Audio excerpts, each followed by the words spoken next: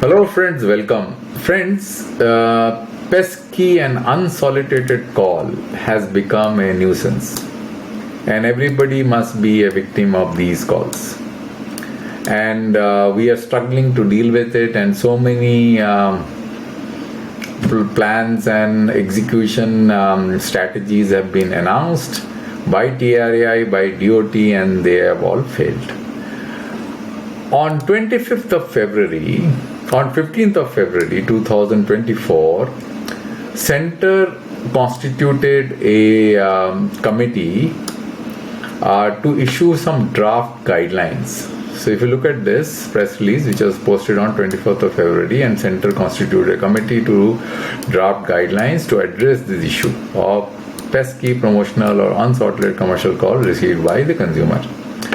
And then what I saw is, this was posted on 15th of February, and then I saw on 22nd May, this is the release of TRAI. And there was a meeting which was held, and the meeting was called the meeting of Joint Committee of Regulators, and they are saying that unsolicited commercial communication is a major source of inconvenience to the public, to the privacy of individual. UCC is also adopted for misuse by fraudster. Various possible collaborative approaches and measures to deal with UCC and fraud through telecom sources were discussed in the meeting, and the key issues that were discussed are given below. So the first issue was from unauthorized 10-digit mobile numbers, and everybody I think receives call from unauthorized 10-digit mobile numbers, which are personal mobile numbers which are not supposed to make these calls, and also from landline numbers. Then the use of 140 series by the principal entities making commercial communication using telecom resources for making some promotional calls. Then the use of 160 series, the role of principal entries, particularly the entries in the BFSI, banking, financial services, and insurance sector, in preventing the UCC call and messages. Acquisition of digital consent by the principal entries through digital consent acquisition DCA established by the telecom service provider through a simple and transparent process with due verification from the consumer using OTP. Then whitelisting of URLs, control of frauds using telecom resources, and further strengthening the KYC process and sharing of information through platforms. Now, these are all issues being discussed. What finally have discussed, what kind of actions the TRAI is going to take, these are not been spelled out, right? So what I thought is that I will do a little bit of deep dive on this issue. I already have created a video earlier, long back, which I'm going to share the link in the description. So the title of the video is Managing Pesky and Unsolicited Calls, Strategies for Control and Challenges in Enforcement. So this is the title of my presentation. So what I'm going to do is I'm going to take you through the issue. So first, let's define what is a pesky call.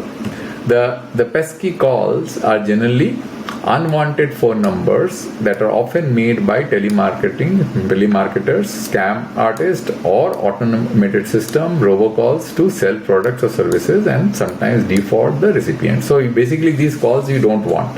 It creates a lot of chaos, a lot of confusion, and you are being harassed, and therefore you put the phone on silent and you miss your regular calls also in the whole process. So it is very difficult to stop, and even when the recipient has expressed disinterest or not asked to be contacted again. See, the point is that sometimes you are part of the do not registered list service and still you are being called, right? So that is the basic problem that we are facing and how we are going to deal with this problem. So TRAI also had made a very recent recommendation, and I'm going to take you through the recent recommendations. So for that, I'm going to run you through this slide. So what I've done is, if you look at this particular slide, this kind of gives you a call flow. What happens typically in a switch. So this is the calling party. This is the calling party, and he's trying to make a call. So what it does is, it basically, the call will flow from switch A which is the nearest switch from the calling party, and then it will hit a trunk exchange. It is basically shown as violet here. And then finally through the trunk exchange, depending upon where the calling party is dialing, the call is going to get routed. So I am going to showing here in a switch B, and the switch B is going to transmit the call to the call party. So this is the call flow. Now in this call flow, two information are getting transmitted. One is the voice information, and before the voice information gets transmitted, the call has to be established, means that the link has to be established end to end. For that, the signaling information has to flow first and establish the link. The calling party is going to make a call, the dialing will take place, the ring will happen. Once the party picks up the call, the link is established, and then only the voice path is going to flow. So this is how everybody knows. It's very simple, and we are not going to go into the details of the technicalities. Now once the calling party makes a call, the information which gets displayed in the mobile phone of the called party is the mobile number, and that number is getting disseminated or transmitted from the switch of the calling party, and through the transit exchange it kind of goes and flows and get displayed. So as soon as the call is made, you know who is calling. So what TRAI suggested a few days back, I think a couple of months back, that instead of displaying the mobile number, let's display the calling name of the called party. Because if the called party's call name is getting displayed, then this individual, right, which is the called party, the calling party name gets displayed, the called party will know who is calling. Now this makes an assumption that the call party knows of each and every individual who is part of the telecom network. So suppose my name gets displayed, my name is Ram, or his name is Mohan, or somebody else's name is there. So as soon as the name gets displayed in the display of the mobile phone, the call party will get an indication whether the calling party is a genuine person or a fraudster. Now do you find this kind of name presentation hilarious or laughable? Because there are in India, we have got how many mobile connections? Billion, right? There are 1.4 billion people, out of which 1 billion mobile population is there, and everybody is KYC authenticated. So everybody's name has been authenticated, Aadhaar number has been authenticated, and everybody has been authenticated. And out of this 1 billion connection, there are so many people who are undertaking all these frauds. The frauds are not happening from the outside anywhere else. Maybe there are some people calling from Nigeria and others. Let's leave that aside. Let's talk about people within our country. Okay. Now these people are part of the same ecosystem. Thieves, dacoits, all part of the same population whose KYC has been authenticated, then only his number has been given. So if his name gets displayed in the mobile phone of the call party, how would the call party know that that guy is a fraudster, a marketeer, or whoever it is, so that he doesn't pick up the phone call? It does not make any sense. And then if he knows that person, then his number is going to be saved in this mobile phone anyway. So he will be, suppose I know somebody and I have saved his number and he's calling, I will definitely pick up the phone call because my number is saved, so I will pick up the phone call. So what does this whole thing, calling name presentation, is going to achieve? And this is exactly what I spoke in the earlier video. This is not going to achieve anything, because one is that the name which is going to get displayed on the mobile phone is a name of an individual who is part of the Indian ecosystem and part of the same ecosystem which constitutes fraudster, cheaters, scamster and advertisers. Everybody is part of the same ecosystem, and you don't know as an individual who is a scamster and who is a marketeer. You cannot tell, right? So you don't know, you cannot memorize all the mobile numbers, right? That is not possible. So this is not going to help, right? So what is going to help? Simple thing that is going to help is the following, which is, the issue is the following here. The core issue is about trust. Trust means what? If I have been called into the number is getting displayed on my mobile phone, I should be able to trust or enable to find out or able to be confident about with reasonable level of certainty that the guy who is calling or the person who is calling is a useful person or a trustworthy person, and therefore I should pick up that phone call. That is one. Second thing is the person who is calling should have a deterrent not to disturb the other person. There are two simple things. Beating around the bush on any other things makes no sense at all. So unless this trust issue is resolved in any way, which the calling party recommendation of TRAI, and I'm going to explain to you why that the recommendation of TRAI is not going to be useful, this trust issue is not guaranteed. And the other issue is that the party who is trying to call, if he is not having some deterrent, right, to make these calls, then he will keep on calling and he will not going to do anything about it.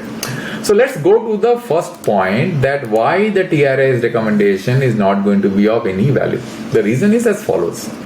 So let's say the calling party makes a call, and that call is flowing through the switch, and then it kind of gets terminated to the call party, and this is the path flow. So the CLI, which is the calling name identification number, which is the mobile number, flows here, and then it goes here till here.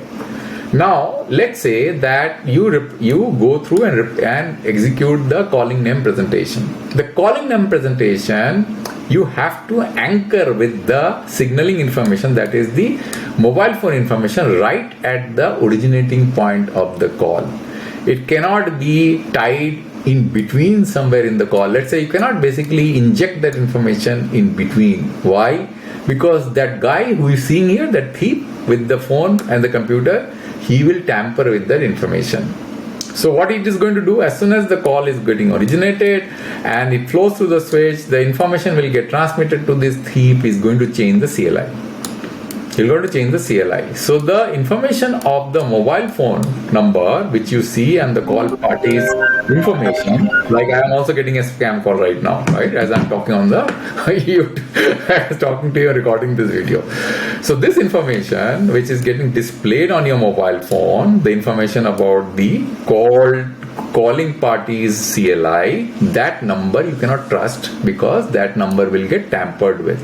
So when this number gets tampered with, then what happens is that if the called party switch, that is a switch B, which belongs to a different operator, let's say, and this is an operator B, and if he polls the centralized database, right, with the name and the mobile phone information mapped here in the central database, and then displays this information into the mobile phones of the called party, that information will be inaccurate, because the mapping has been broken by this thief or this scamster which is sitting behind, because he has changed the CLI.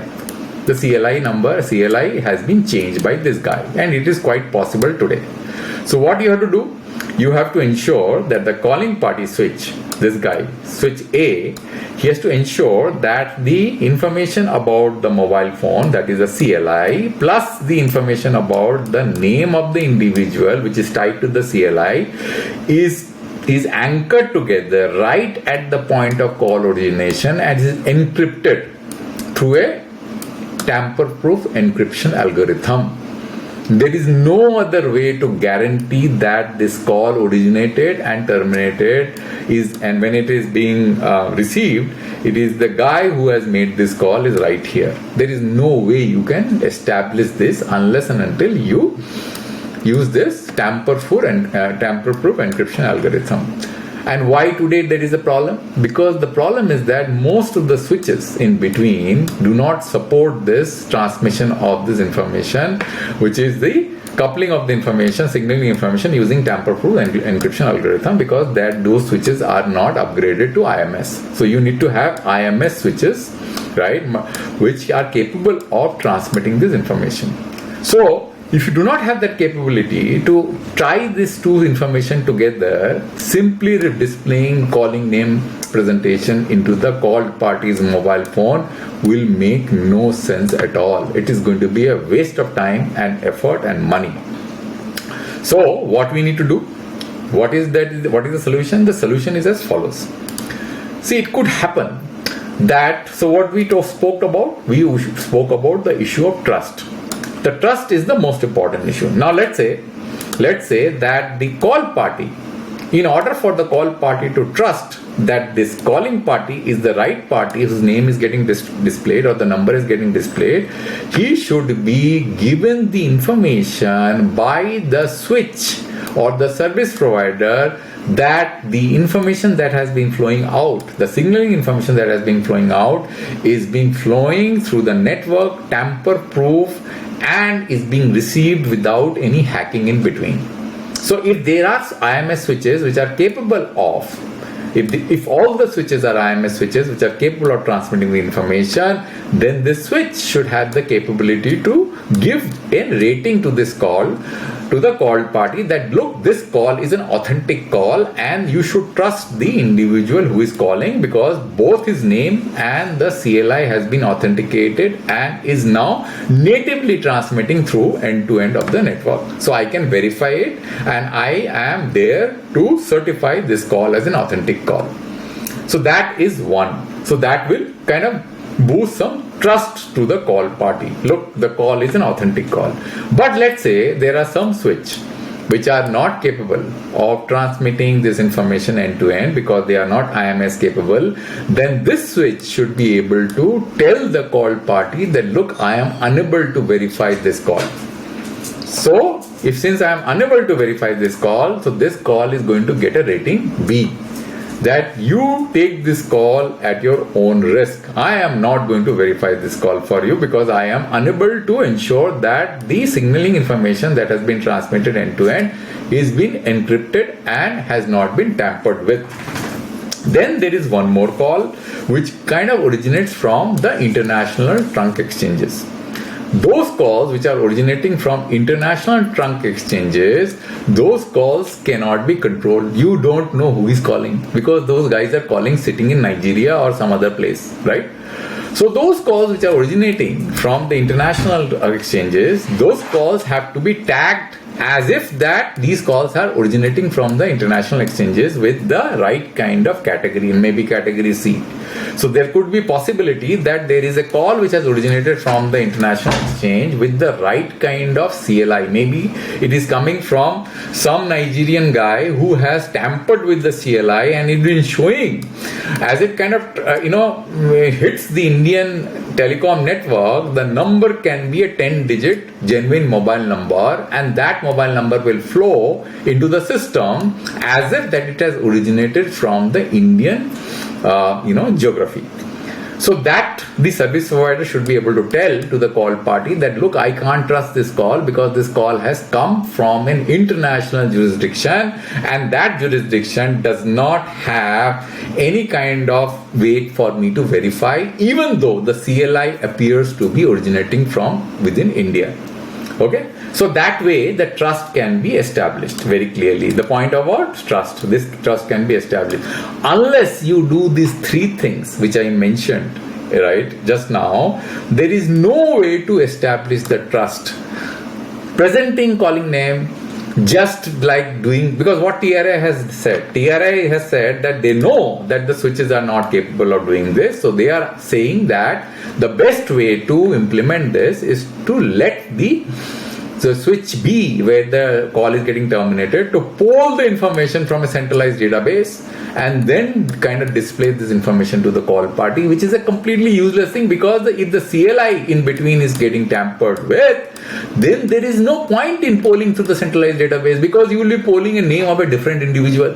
What is the point in even making a poll, right, from the central database when the CLI, the number itself has got tampered by this guy who is sitting here, right? So there is no sense. So therefore, implementing calling name presentation the way TRAI has suggested makes no sense at all. Okay. So these are the three things we have to do. Categorize the call as category A call, category B call, category C call, and maybe D call depending upon what kind of authentication is possible end to end.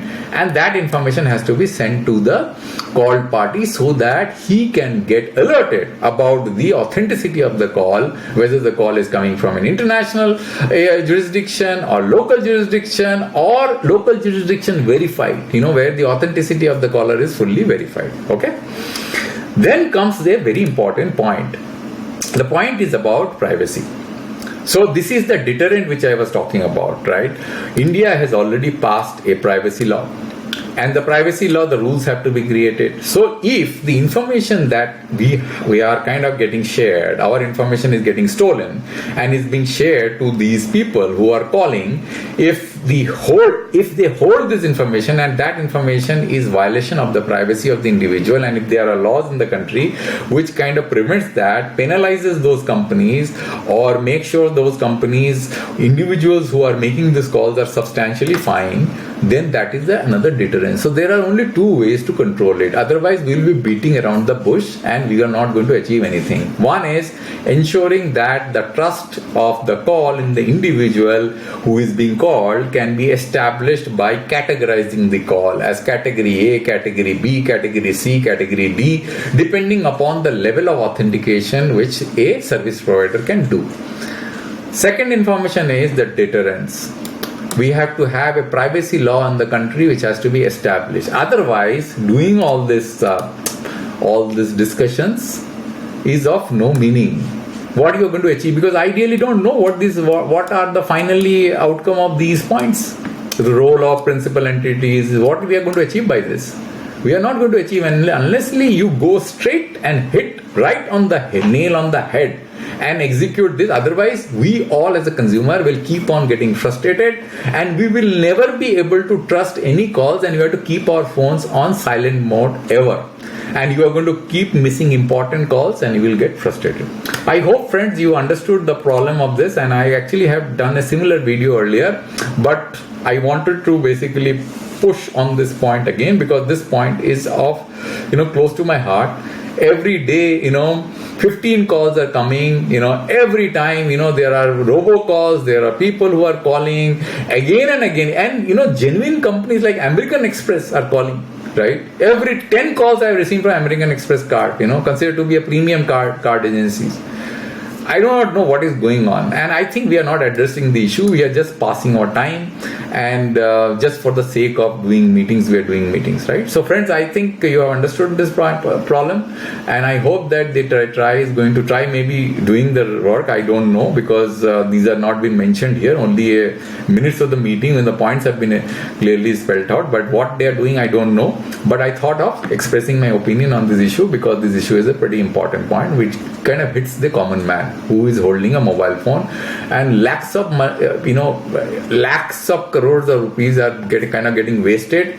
People are getting fraud. People are facing fraud. A lot of fraudsters are stealing money from the banks, and a lot of time is getting wasted because of these calls are getting they are barging in at a time when you are doing something very, very important. Okay. Thank you, friends, for your time, and I hope that you found this video useful, and I'll come back to you with a new video next time. Thank you very much.